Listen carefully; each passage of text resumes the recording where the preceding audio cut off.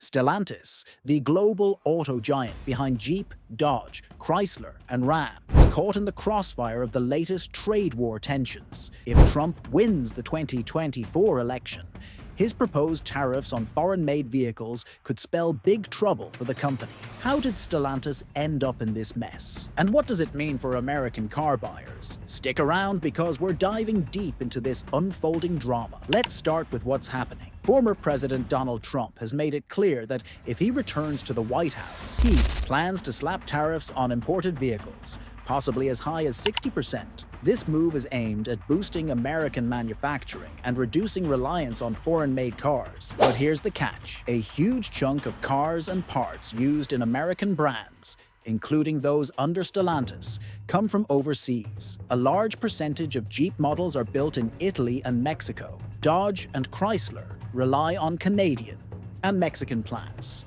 Even Ram trucks, which many assume are 100% American, have key components sourced internationally. So, if Trump's tariffs go into effect, Stellantis could find itself paying significantly more to import these vehicles into the US market. So why is Stellantis in more trouble compared to other automakers? Well, let's break it down. First, unlike Ford and GM, Stellantis has fewer US manufacturing plants relative to its international operations. Ford and GM have already shifted production to be more US-focused, but Stellantis still relies heavily on overseas factories. Second, Stellantis has been aggressively pushing affordable EVs and hybrids, many of which are produced outside the US. If these tariffs hit, the company may have to raise prices, making its vehicles less competitive against American-made options. And third, Jeep, Dodge, and Chrysler are still recovering from supply chain issues caused by the pandemic. If tariffs suddenly increase costs, Stellantis could be forced to cut production or even shut down certain models altogether. So, what does this mean for you, the American car buyer? Well, if Stellantis faces heavy tariffs, expect car prices to jump, especially on popular models like the Jeep Wrangler, Dodge Charger, and Ram 1500. This could force many buyers to either pay more or switch to competitors like Ford and GM, which would benefit from a more US-centric production model. And what about dealerships? Higher prices and potential supply shortages could mean fewer discounts, longer wait times, and, yep, you guessed it, more expensive financing options. Not exactly great news if you were planning on buying a new ride soon. Now, Stellantis isn't just going to sit back and let this happen without a fight. Here's what they might do to navigate this crisis. One option, shift production to the US and invest in American manufacturing. But that's easier said than done. Building new factories takes years and costs billions. Another possibility? Passing the extra costs onto consumers. That's the worst-case scenario for buyers.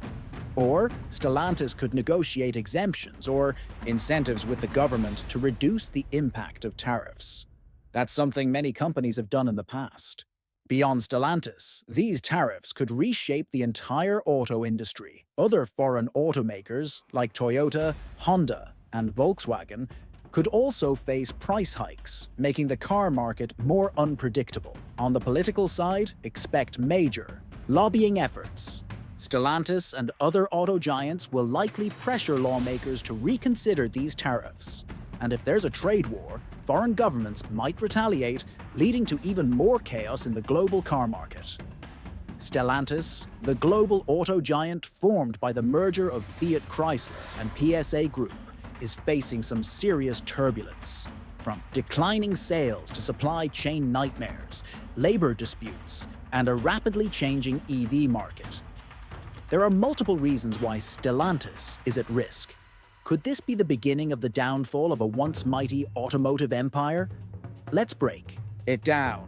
When Stellantis was officially formed in 2021, it was hailed as a powerhouse, a union between Fiat Chrysler Automobiles and France's PSA Group.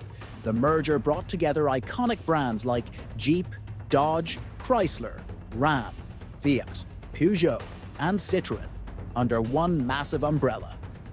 The idea? Synergy, cost savings, and a streamlined global presence. But has this grand vision turned into a nightmare? Despite early optimism, Stellantis has been struggling financially. Sales have dipped in key markets like the US and Europe, with Jeep and Ram, two of their flagship brands, losing market share.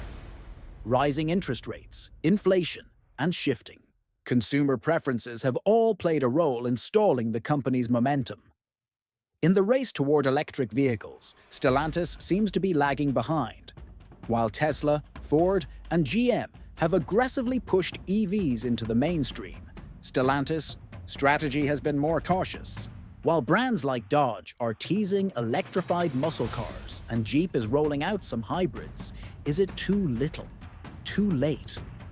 Like other automakers, Stellantis has been hit hard by supply chain disruptions.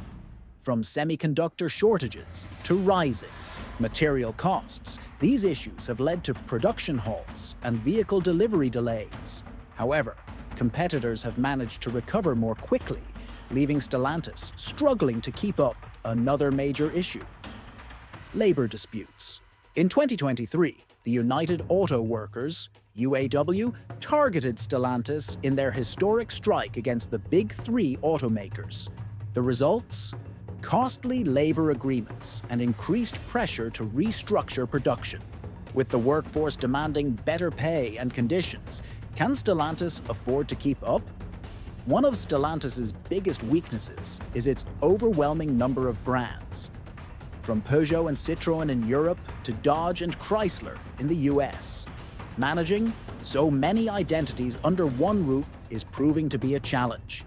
Unlike competitors like Toyota or Volkswagen, which have clear brand hierarchies, Stellantis's portfolio often seems fragmented and directionless. So what does the future hold for Stellantis? Can it turn things around? Or is the company heading toward a major restructuring? Or worse, a collapse of key brands? Industry experts believe that unless Stellantis speeds up its EV strategy, strengthens its brand identity, and navigates labor challenges carefully, it could face a crisis like never before. The automotive world has seen its fair share of giants: Ford, General Motors, Toyota. But in recent years, a new powerhouse has emerged, a name that has taken the industry by storm: Stellantis. But how did this company come to be? Was it just another merger, or was it the birth of something truly revolutionary? Today, we take a deep dive into the fascinating history of Stellantis. To understand Stellantis, we need to travel back in time, to the roots of the companies that would eventually merge into this global giant. Stellantis wasn't built overnight. It's a culmination of over a century of automotive innovation. The key players: Fiat from Italy, Chrysler from the US, and the PSA Group from France, which included Peugeot and Citroën. These companies all had distinct histories, but their paths would eventually converge. Let's start with Fiat, founded in 1899 in Italy by a group of investors, including Giovanni Agnelli. Fiat quickly became Italy's leading car manufacturer. By the mid-20th century, it dominated the European market, producing small, efficient cars like the Fiat 500, which became an icon of Italian culture. Over the decades, Fiat expanded, acquiring legendary brands like Lancia and Alfa Romeo. But its most crucial acquisition came in 2009, when it took control of a struggling American automaker, Chrysler. Chrysler was founded in 1925 by Walter P. Chrysler, quickly becoming one of the big three automakers in the US, alongside Ford and General Motors. Chrysler was known for innovation, from the introduction of aerodynamic cars in the 1930s to the invention of the minivan in the 1980s.